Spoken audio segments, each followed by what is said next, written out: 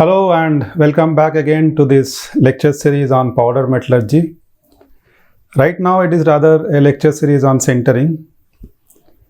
So we have been discussing about this process, which is one of the most important steps of the powder metallurgy process in past few classes.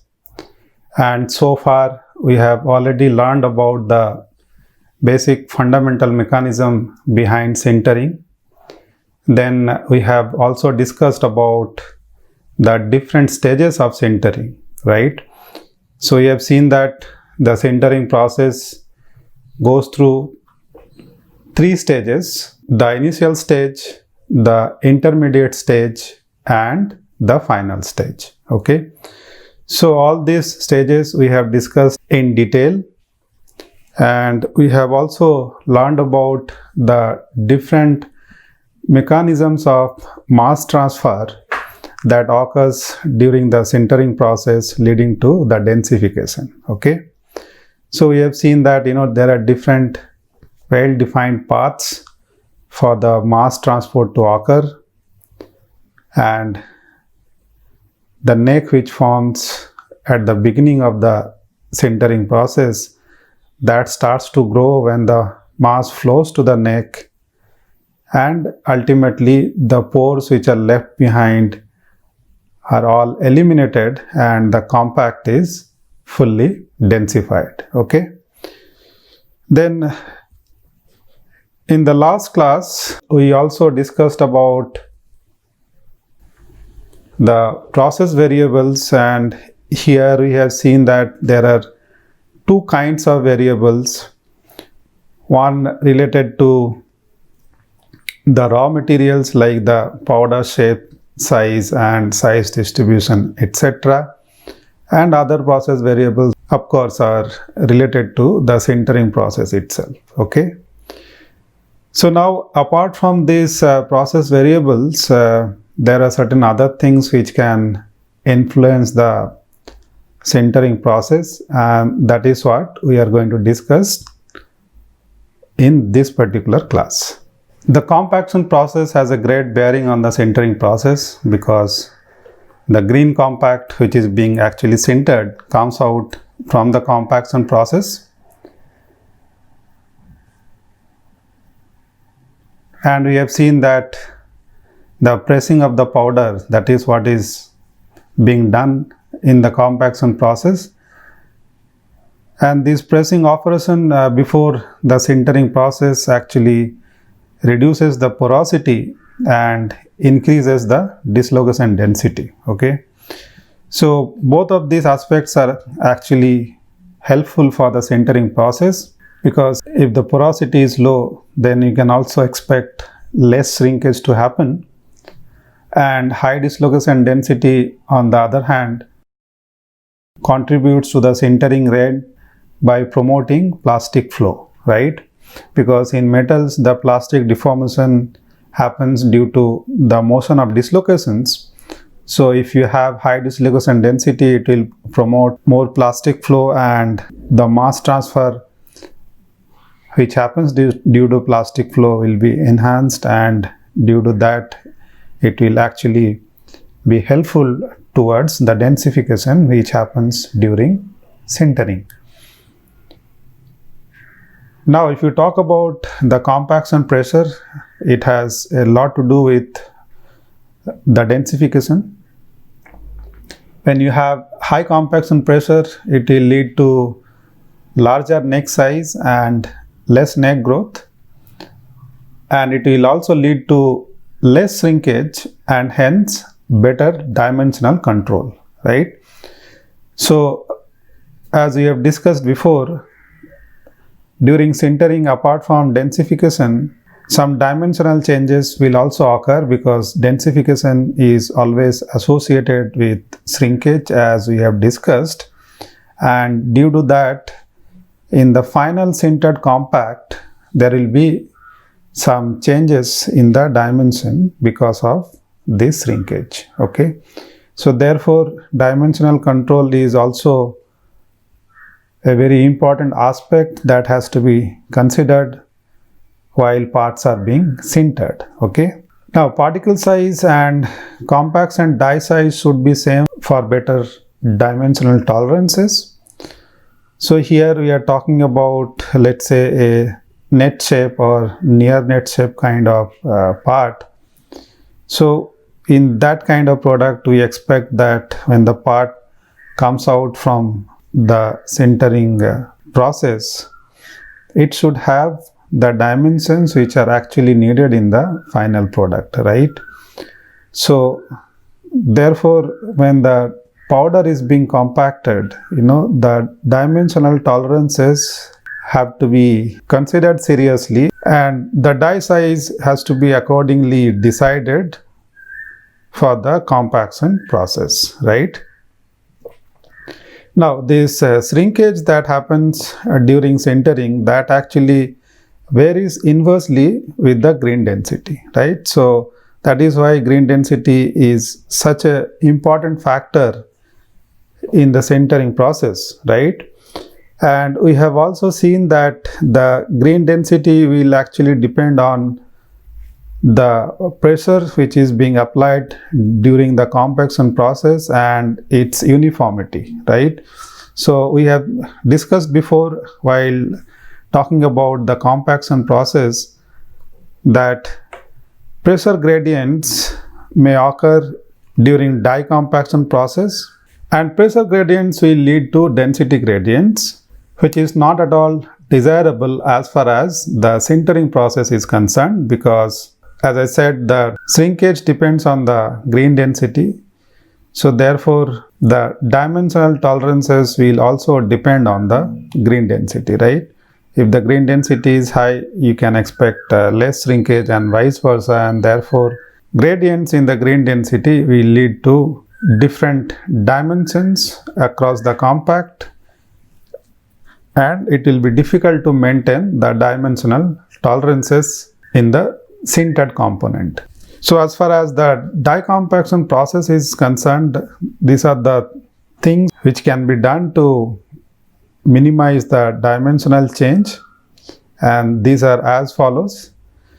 If you have large powders, you can expect a better dimensional control, because with large powder the expected change in the dimension is minimum. High compaction pressure will again lead to better densification during the compaction process, and the density gradients can be minimized, and therefore this is also one factor which can lead to a better dimensional control during the sintering process, okay? And we have also seen that the H by D ratio is a very important factor during the die compaction process, and a low H by D ratio is always better for uniform densification during compaction.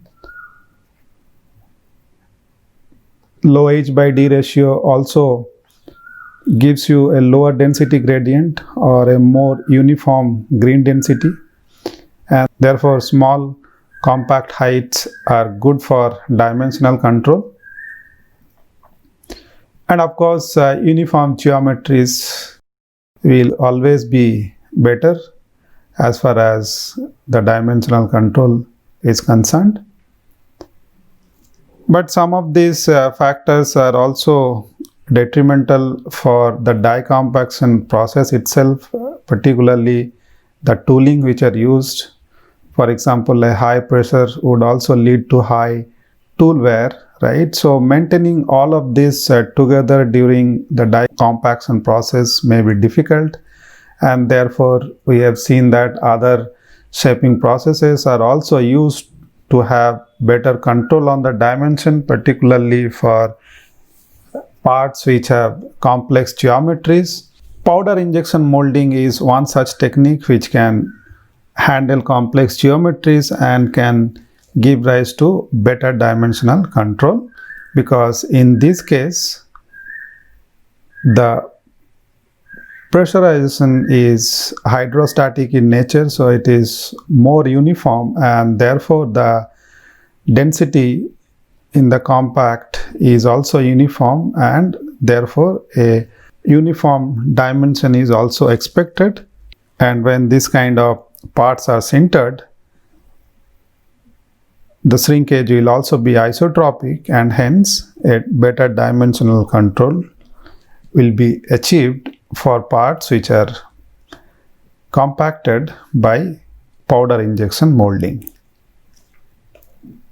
Now, sintering is always not about heating it to a particular temperature, but it is basically a sintering cycle kind of process wherein you heat the component at a particular heating rate, hold it at the sintering temperature for a certain period of time, and then again cool it down in a controlled manner. So it is a heating cycle which is to be considered as a whole when you talk about the sintering process as such. Okay. So the primary objective of sintering is to remove the binders and the additives and achieve densification and also maintain uniformity and dimensional control, right? So all this can be achieved only when the heating is done in a proper manner with a controlled heating rate and things like that, right? So therefore we also need to see how the sintering cycle is maintained, and what are the parameters and factors that one needs to take care in order to make sure that the heating process is uniform and you achieve all these objectives during the sintering process.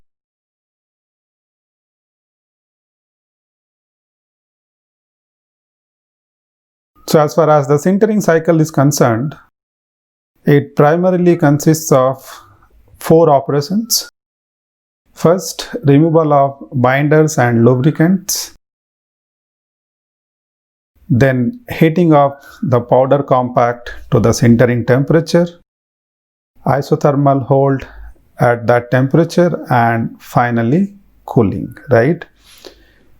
We have seen that the powder is often mixed with binder and lubricants to aid the compaction process, and these are some kind of volatile matters and they have to be removed for better densification during the sintering process. Okay, so if these things are not removed before you heat the compact to the sintering temperature, this will actually lead to porosity in the compact, right? Because these are volatile matters. When they evaporate out of the compact, they leave behind pores. Okay, so therefore before the compact is actually heating to the sintering temperature, you have to first heat it to a lower temperature and hold it there for a certain amount of time to remove the binder and the lubricants, right? Then only it is heated to the actual sintering temperature, right? So this is what is shown in this diagram also. So if you see the temperature time cycle of the sintering process, it is not a monotonous heating all the way to the sintering temperature. There are stages because there are things which need to be removed before the sintering happens, right? So you need to first heat it to a lower temperature, which is the preheat zone, where you burn out these binders and lubricants. So that's the polymer burnout stage of this heating process. And then if you have chemistry to be maintained, that means if you have pre-alloyed powder or if you have mixed powder which you are expecting to dissolve into each other and form an alloy, then the powder again has to be heated to certain temperature and held there for this alloying to happen and for the chemistry to be maintained, right? So once that happens, then again it is heated to the sintering temperature and the compact is sintered, right? So the powder chemistry or the powder character also has to be considered when you decide the sintering cycle in terms of the temperature and the time. Okay. Now there could be also possibilities that post sintering heat treatment may be needed for some materials. So in those cases, before the compact is taken out from the sintering furnace, it is again subjected to a lower temperature for a certain period of time for the heat treatment process to take place, and only at the end of this heat treatment process the compact is taken out, right? So this side is basically the cooling zone, right? But as I said, before cooling, this can be again held at a lower temperature if there is a need. Okay. And this is the hot zone where the compact is actually being sintered. So in this zone, the temperature is higher compared to any other zone on either side of it. So here the compact is kept at a higher temperature for the sintering to take place. And this is again demonstrated with the help of a plot like this. So you can see in the beginning it is heated slowly, right? So that you provide enough time for any moisture and other things to simply evaporate out. And then it is gradually heated to a temperature where this polymer burnout can take place and the binder and the lubricants can be removed. And only after this burnout period, the compact is finally heated to the sintering temperature. And there again you can see a particular heating rate is used to heat the compact to the final temperature. And this is also necessary as far as the dimensional control is concerned, because a rapid heating can lead to stresses which might affect the dimensional control and might even also lead to cracking and things like that, right? So therefore the heating has to be controlled. It is not simply heating the compact to certain temperature and simply leave it there, right? So that's what you can see over here with the help of these curves and their slopes, that the heating process is happening in a controlled manner. Okay. So let us talk a little more about the polymer removal which happens before the sintering.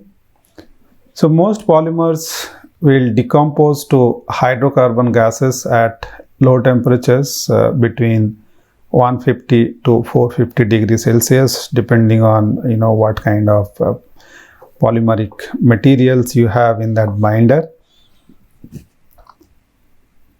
And the heating rate during the polymer decomposition stage must be slow to avoid soot formation, right? So this is another reason why the heating has to be in a controlled manner.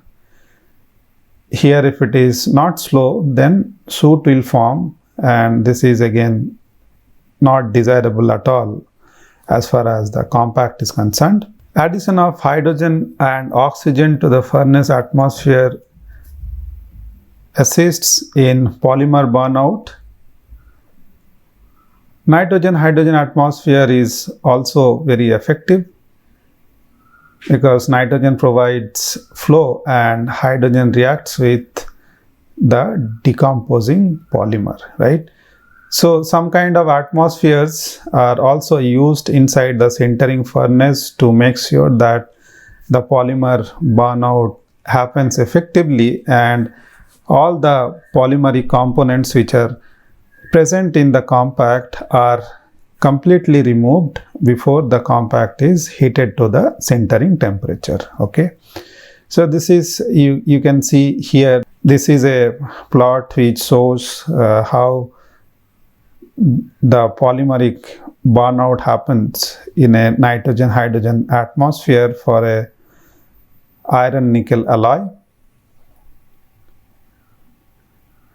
So the polymer will have a particular carbon content, and you see as the temperature is increased, this carbon content is decreasing, and then finally it kind of levels off, which indicates that at this particular temperature where it is leveling off, almost all of the polymer has been removed because there is no more reduction in the carbon content, right? So depending on the kind of polymers which are used, the temperature of the burnout has to be decided. Okay. Now, if you talk about the heating stage and how it is actually being controlled, first of all, as I said, uniform heating is needed to avoid thermal shock and part distortion by thermal stresses. And you also have to ensure that the temperature gradient is minimum. But one thing that you might know is that the heat flux at the surface may be different from the heat flux in the core of the material at higher depth from the surface, right? So in order to achieve a minimum temperature gradient, the heat flux at the surface should be smaller than the heat conduction rate into the part. Okay, and therefore the heat has to be removed from the surface so that the conduction along the compact is better, and therefore many a times gas circulation is used in the sintering furnace to achieve this. This will actually remove the heat flux from the surface and bring it down. Therefore, the heat conduction rate into the part will be better, and you can expect a better temperature distribution or minimum temperature gradient. Now, the thermal conductivity for this heat conduction to happen across the compact is a function of porosity, right? And that is given with an equation like this.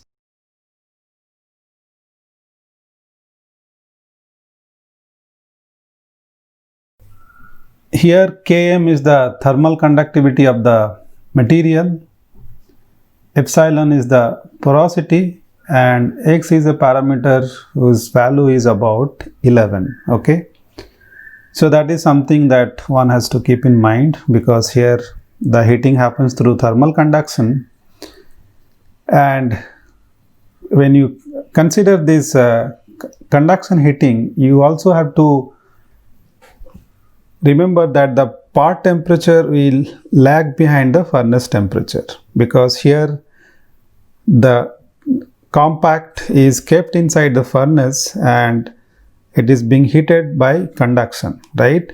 So therefore it will always need some time for the temperature, first of all, to equilibrate with the atmosphere around it, and also the actual temperature of the part will be somewhat lower compared to the furnace temperature. So, right? So this is a very important aspect that one has to keep in mind while deciding the sintering temperature, right? If you simply look at the furnace temperature, that is not the actual sintering temperature of the compact, right?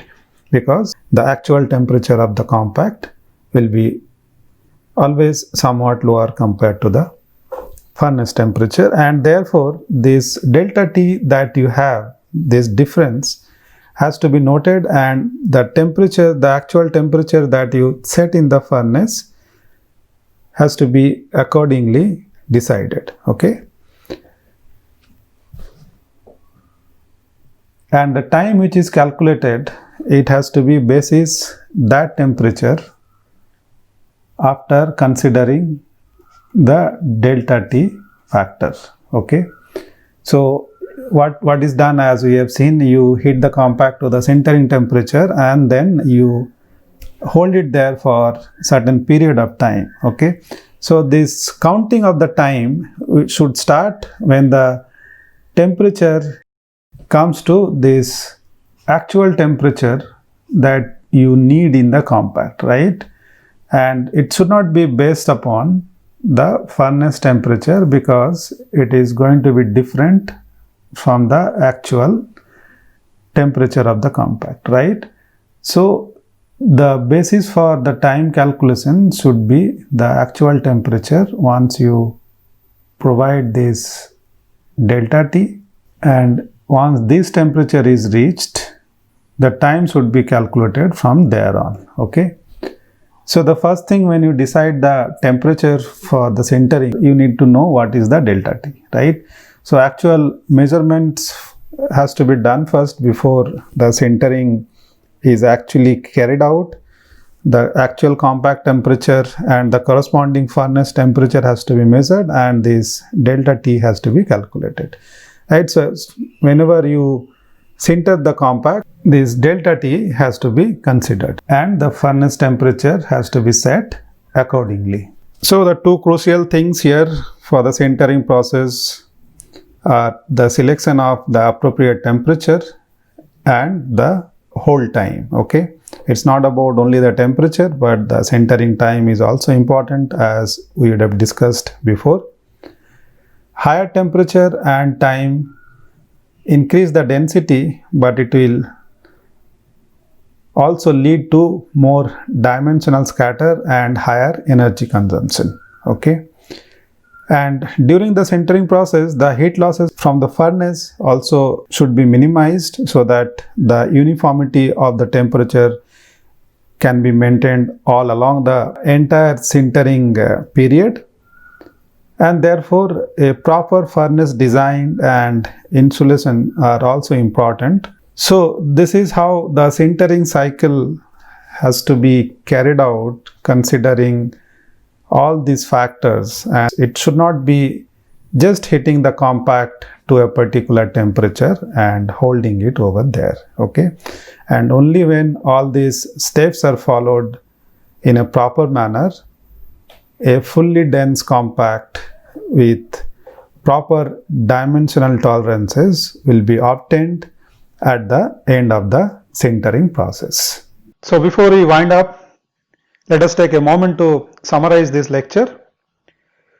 So today in this lecture we have primarily talked about the sintering cycle, that is the heating and the cooling process involved in sintering. So the sintering cycle involves these basic steps, that is removal of binders and lubricants, heating the powder compact to the sintering temperature, isothermal holding at that particular temperature, and then when the sintering is done, cooling at the end of the process, okay? But apart from the temperature, the sintering time is also a part of the sintering cycle, because as we have seen before, the sintering time also plays a role in the densification process which occurs during sintering. And now as far as the heating is concerned, it is done in stages because there are things which are to be removed before the compact is actually sintered.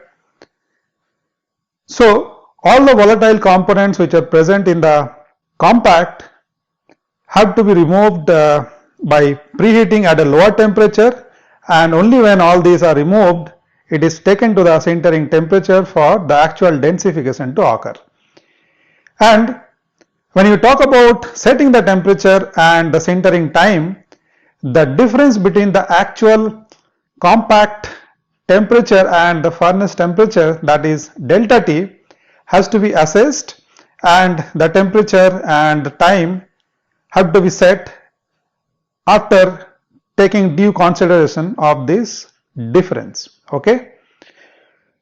And the heating is not done arbitrarily in this case, it has to be done in a controlled manner. This will ensure that enough time is allowed for all the volatile matter to go out of the compact, and it will also avoid distortion of the part due to thermal stresses, okay? And before cooling, if there is a need for any heat treatment for a particular purpose, for example alloying or things like that, then a post sintering heat treatment can also be provided before the compact is cooled down after sintering. Okay, and during cooling also it has to be taken care that the cooling rate is controlled, and cooling should not happen in a random fashion without any control on the cooling rate. Okay, so apart from the heating rate, the cooling rate also should be controlled, and then only you can expect a part which will be free of distortions, because controlled heating and cooling rates will ensure that thermal stresses are not generated in the compact. So only when all these things are maintained in a sintering cycle, the objectives of sintering can be fulfilled. And these are the primary objectives of sintering: removal of binders and additives, achieve densification, uniformity, and dimensional control. Okay, so all these objectives will be achieved only when the sintering cycle is maintained properly by taking care all these aspects that we talked about in this particular lecture. Okay, so with that, we come to the end of this lecture. Thank you for your attention.